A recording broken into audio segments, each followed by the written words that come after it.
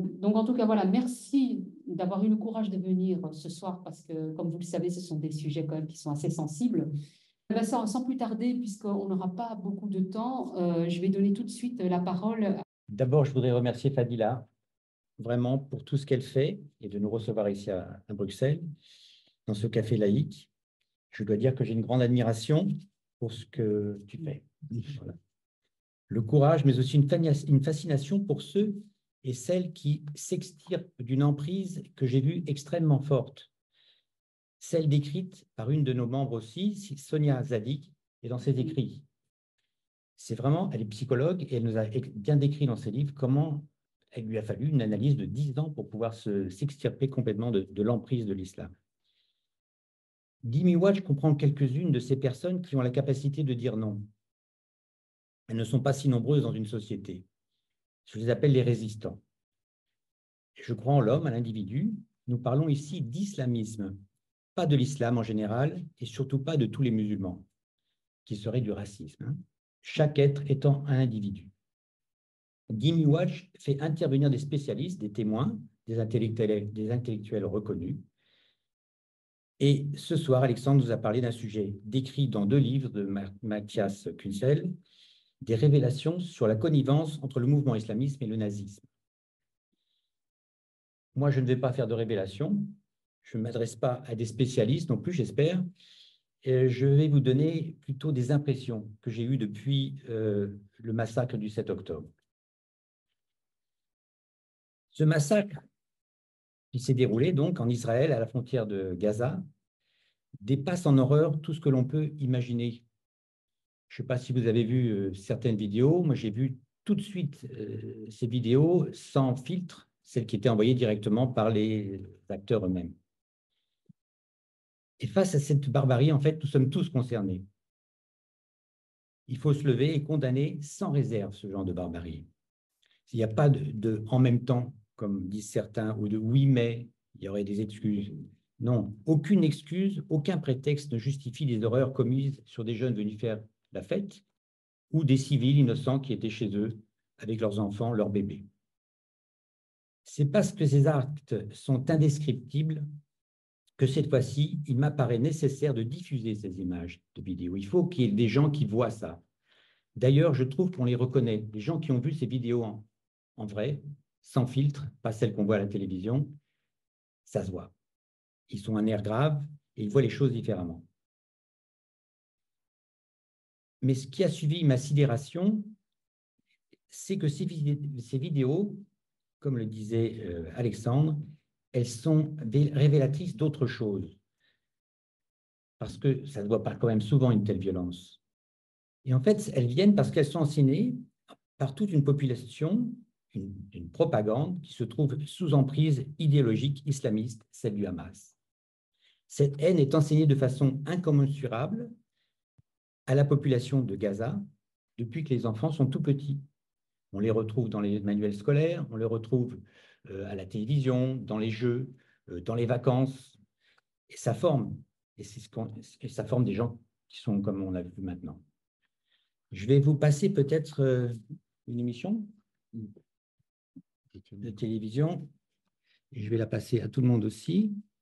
Il s'agit d'un film qui est passé sur, je crois, une télévision égyptienne, oui. Et qui a été enregistré. Et la traduction vient de MEMRI, Middle East Media Research Institute, un institut qui enregistre et qui traduit toutes les émissions en arabe. Donc là, c'est une scène, un cheikh. Donc le cheikh raconte une histoire aux enfants et il dit « Une femme juive qui voulait assassiner le prophète, apprenant que le prophète aime la cuisse droite de l'agneau, et elle empoisonne cette cuisse.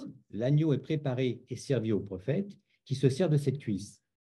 Au moment où le prophète s'apprête à manger cette cuisse d'agneau, Allah ressuscite l'agneau qui met le prophète en garde. Il ne doit pas manger cette cuisse, elle a été empoisonnée par la juive. » À ce moment-là, le cheikh se lève les yeux, il s'adresse à une des élèves et il lui dit « Mais qu'as-tu appris aujourd'hui ?» Et l'enfant répond « Nous avons appris que les Juifs sont le peuple de la tricherie et de la traîtrise. » Et le cheikh conclut l'émission « Qu'Allah te bénisse », en nommant la petite fille, « nous voulons que les mères enseignent à leurs fils le djihad l'amour d'Allah et le sacrifice au nom de l'islam. C'est la plus belle chose que j'ai entendue, que les Juifs sont le peuple de la tricherie, de la traîtrise et de la méchanceté.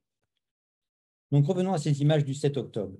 Filmées par les terroristes eux-mêmes, elles ont été aussi diffusées sur les comptes personnels des victimes avec leurs propres appareils pour infliger l'horreur à la famille. Ces scènes ont aussi été filmées et reportées par les journalistes de la TV de Gaza et par des chaînes de télévision du monde arabe. Que s'est-il passé? Tout le monde, à Gaza, dans le monde musulman, en Indonésie comprise, et dans les quartiers de l'Occident, ils ont entraîné des mouvements de foule en liesse qui, galvanisés par la haine, se réjouissent et applaudissent ces horreurs. L'Indonésie est pourtant un pays asiatique, éloigné du Moyen-Orient, qui, en tant qu'État où la religion musulmane est largement majoritaire, l'Indonésie est impactée par la propagande anti-juive dans le monde musulman. L'objet de ces propos n'est pas de revenir sur l'ensemble des problèmes liés au conflit israélo-palestinien. Je reviens sur cette attaque, parce qu'en fait, elle est révélatrice. Est-ce qu'on peut parler de différents territoriaux? Non. Qu'avait-il à gagner, le Hamas, en allant commettre ces horreurs? Gagner plus de terres? Ce n'était pas ça le but. Conquérir des territoires? Non. Vaincre un ennemi? Je ne crois pas que dans cette attaque, ils pensaient vaincre Israël.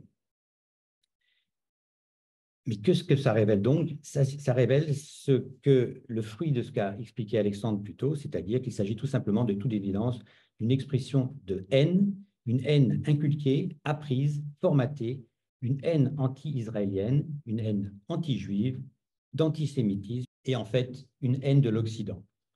C'est pour ça que je ramène à ce qui se passe là-bas, ici. C'est mal connaître le problème que d'affirmer que dans le monde musulman, cet antisionisme et cet antisémitisme proviendraient du problème territorial palestinien et de l'oppression israélienne. Ce problème territorial palestinien existe, mais vouloir faire croire qu'Israël en soit l'origine est mensonger. La cause remonte bien avant la création de l'État d'Israël, comme l'a expliqué Alexandre. Dès 1947, les deux États ont été proposés par l'ONU, un juif et un arabe. Eh bien, il a été tout de suite accepté par les Juifs et il a été refusé par les pays arabes. On ne parlait pas des Palestiniens, on parlait des pays arabes à l'époque, qui ont attaqué le nouvel État juif formé. En réalité, la majorité des pays musulmans n'acceptent pas cette émancipation des Juifs de la dhimitude. La dhimitude est ce statut donc inférieur aux musulmans, en termes musulmanes, une forme de racisme, pourtant abrogée, mais qui est restée dans les faits, dans les mentalités, à des degrés divers. Il faut le rappeler, les chrétiens, en termes musulmans, sont aussi soumis au même statut que les juifs. Il y a les chrétiens, les juifs et les zoroastriens, c'est-à-dire ceux qui croient à la religion du livre, qu'on dit, ou qui sont dans une religion monothéiste. Classé terroriste par beaucoup de pays occidentaux et même par certains pays musulmans, comme l'Égypte ou l'Arabie saoudite, le Hamas est issu des frères musulmans. Il s'en revendique lui-même par sa charte qui appelle à tuer les Juifs, et pas seulement ceux d'Israël, mais tous ceux de la planète. La charte du Hamas, elle est accessible par n'importe qui, elle est traduite, elle a été étudiée au Sénat français, donc on a une traduction avec un nombre de pages, que j'ai cité là, enfin ici c'est page 209.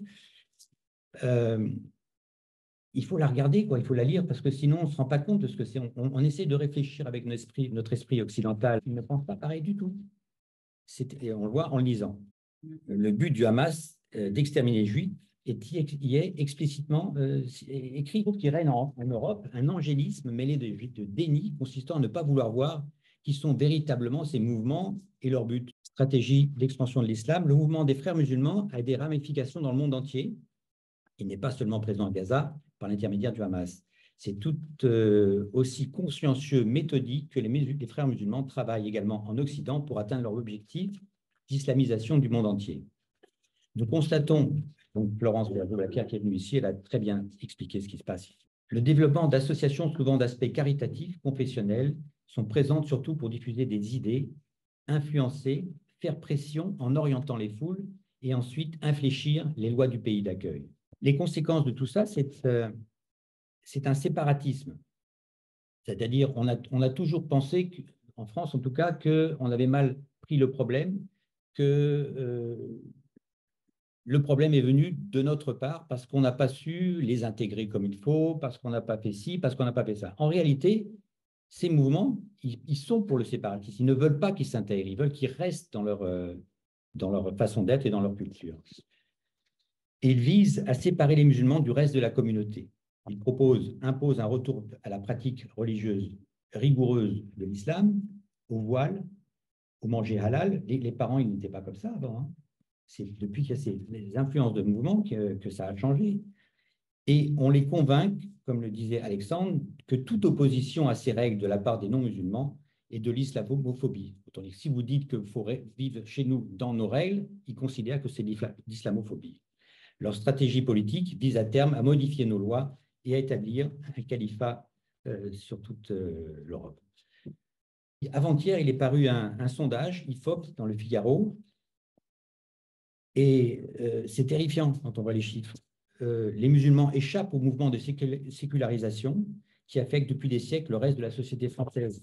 À la question, la laïcité qui est appliquée aujourd'hui par les pouvoirs publics est-elle discriminatoire envers les musulmans? 78% le considèrent. Et le rejet est particulièrement prégnant à l'école, ce qui est grave parce que c'est l'avenir. Plus inquiétant encore, même si le chiffre est inférieur, 16% des Français de confession musulmane n'expriment pas de condamnation totale à l'endroit du terroriste d'Arras, vous savez, celui qui a tué. Comment analyser ces chiffres? Enfin, ceux qui ont fait les sondages, ils sont eux-mêmes ahuris. On a quand même une certaine responsabilité. Je dis l'Europe est coupable, les instances internationales sont coupables. Le Qatar, le Koweït et l'Iran sont les principaux financiers des mouvements terroristes islamiques internationaux et accueillent leurs chefs, dont les chefs du Hamas à Doha, capitale du Qatar. Par ailleurs, l'Europe finance sans contrôle les Palestiniens. Les Israéliens sont d'accord. Mais il y a un problème. Des sommes énormes sont consacrées depuis des années pour financer l'enseignement, vous payez tous.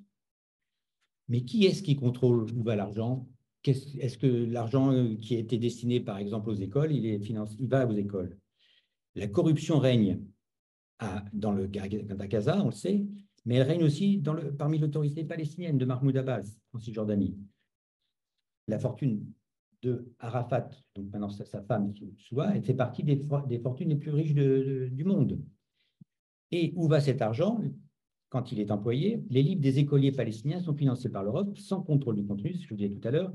Ces livres ont pu être analysés par des initiatives privées. Le contenu est inadmissible. La haine antisémite y est clairement enseignée.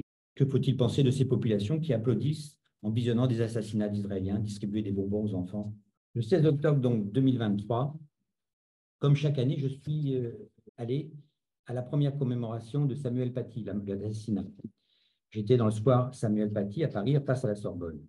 Dans la préparation de cette commémoration, je ne savais pas que nous devrions aussi ajouter Dominique Bernard, l'autre enseignant qui a été assassiné en France.